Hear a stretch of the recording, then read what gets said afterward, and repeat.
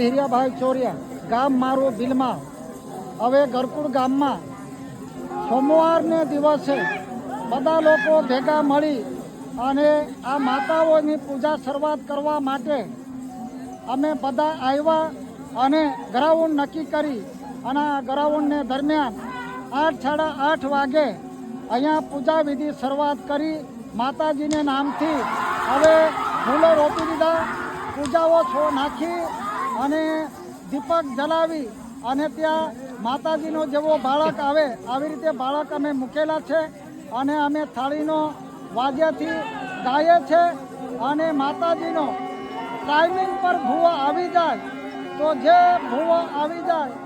જેના અંદર માતાજીનો વાસ હોય એ માણસ ધરતી પર એવા પડી જાય ને પછી જો બધી થાળી ગાન એ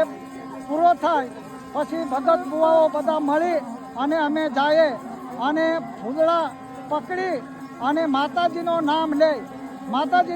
લે એટલે એ હજુ ઊભો થઈ જાય અને ભૂવા ચાલુ થઈ જાય. પછી બધા લોકો નાચગાન કરે અને બહેનો લોકો ફરતે આરતી ફરાવે છે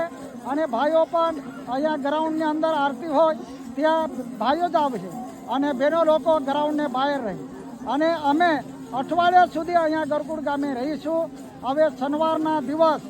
અમે ડુંગર પર જઈ અને ડુંગર પર ગુફાઓમાં પૂજા કરી અને એક નાઈટ માતાજીને દરબારમાં અમે થાળી ગાઈશું. આવી જ રીતે નાચગાન કરીશું, આવી જ રીતે ભૂવાવાળા આવશે, આવી જ રીતે નાચગાન કરવાવાળા આવશે અને હજુ તે સવારે માતાજીને ભૂરામાં જઈ અને બધા જુવાનિયા લોકો ત્યાં દર્શન લેતા છે કે માતાજી હજુ અમને આશીર્વાદ આપજો, ઢોરોમાં, ઢાકરોમાં, ખેતીમાં, બાડીમાં, પૈસામાં, આંખેમાં સુખ શાંતિને બરકત આપજો. પછી ત્યાંથી બધું સામગ્રી લઈને અમારે ગામમાં હવે એક ધાની માતા કહે ત્યાં બધી અમે પૂજાઓ કરતા છે. પૂજા કરી અને સંપૂર્ણ વિધિ કરી અને જેઓને નારિયેળ ચડાવીએ અને વડીલો જેઓને મરઘા છોડતા છે, બકરા, એ પરંપરા દેવીને સાક્ષાત એ વસ્તુ આપતા છે. બધા ગામ ભેગા મળી અને સાંજે જમવાનું બનાવીને એક સગાથી બહેનો હોય, ભાંડો હોય, છોકરાઓ હોય, બધા મળી અને ભેગા થઈને જમતા છે અને પછી સાંજે ઊંઘી જઈને પછી સવારે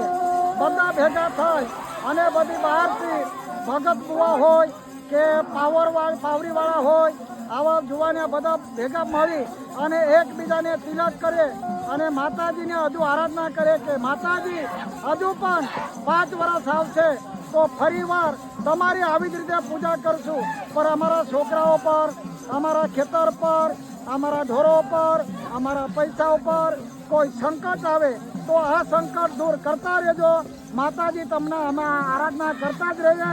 અને અમારી પૂજા પરંપરા બાપ દાદાથી એ ચાલતી આવી છે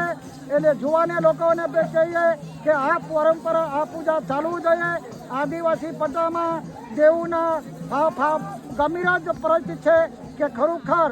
દેવો ખરેખર અમે જાપ જો નાખે તો આ જાપ ખરેખર દેવતાઓ લેતા છે અને દોડીને આવતા છે અને આવું પરંપરા એ આદિવાસી પટ્ટામાં એ દેવી દેવતાઓની પૂજા થાય અને એ કુળદેવતી બચાવી રહે અને આ પૂજાઓ ટકી રહે એના માટે જ અમે એ વિધિ કરતા છે.